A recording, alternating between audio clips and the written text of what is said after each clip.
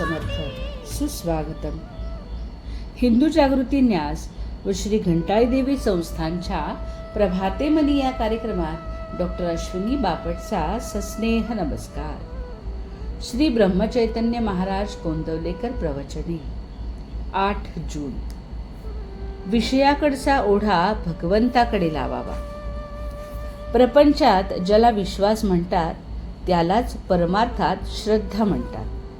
उणीव हेच प्रपंचाचे रूप असल्यामुळे तो पूर्ण झाला असे कधीच होणार नाही.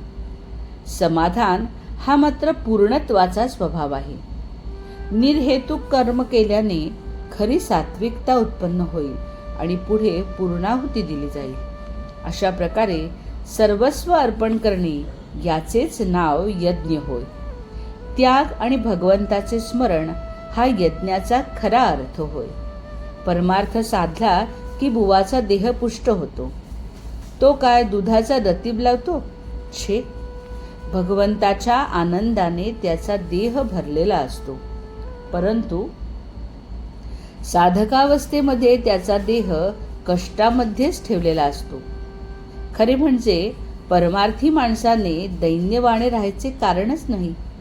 पैसा असेल तर त्याने रोज श्रीखंडपुरी खावी, पण उद्या जर उपवास पडला तर मात्र आजच्या पक्वान्नाची आठवण होता कामा नये. सर्वात गृहस्थाश्रम श्रेष्ठ सांगितला आहे.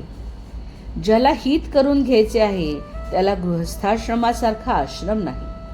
पण लग्न करून सर्व काळ विषयात घालवू लागलो आणि प्रपंचाची कर्तव्ये करायची राहिली तर मग लग्न करून काय चालले? उद्योग करून पोट भरायचे हे खरे, पण नोकरी करून मालकाला सर्वस्व मानू लागलो आणि देवाला विसरलो तर नाही उपयोग. देवाला स्मरून नोकरी करावी. गृहस्थाश्रमात देव भेटणार नाही असे जो म्हणेल त्याला खरे मानू नये. देव भेटेल याची खात्री बाळगावी. आपला भार सर्वस्वी भगवंतावर टाकावा. संकट आनंद दोन्ही भगवंताला सांगावी. ज्या स्थितीत भगवंताने ठेवले आहे त्या स्थितीत समाधान मानावे. अर्पण बुद्धीने सर्व कर्मे करावी. ज्यात माझे मन मला खात नाही ते काम चांगले असे समजावे. कोणत्याही मनुष्याला जोपर्यंत या प्रपंचामध्ये सर्व काही आहे असे वाटत असते तोपर्यंत तो परमार्थापासून दूर असतो. वाईट लोक समाधानात दिसतात, पण खरे तसे नसतात. वाईट कृत्य करायला कधी ना कधीतरी पश्चात्ताप झाल्यावाचून राहत नाही. एखादी बाई आपल्या सावत्र मुलाला ज्याप्रमाणे खायला प्यायला घालते, पण आतून तिचे त्याच्यावर प्रेम नसते, त्याप्रमाणे आपण परमार्थाला वागवतो. खरे म्हणजे आपले इथेच चुकते. आपला ओढा जो विषयाकडे आहे तो भगवंताकडे लावला की परमार्थ साधला.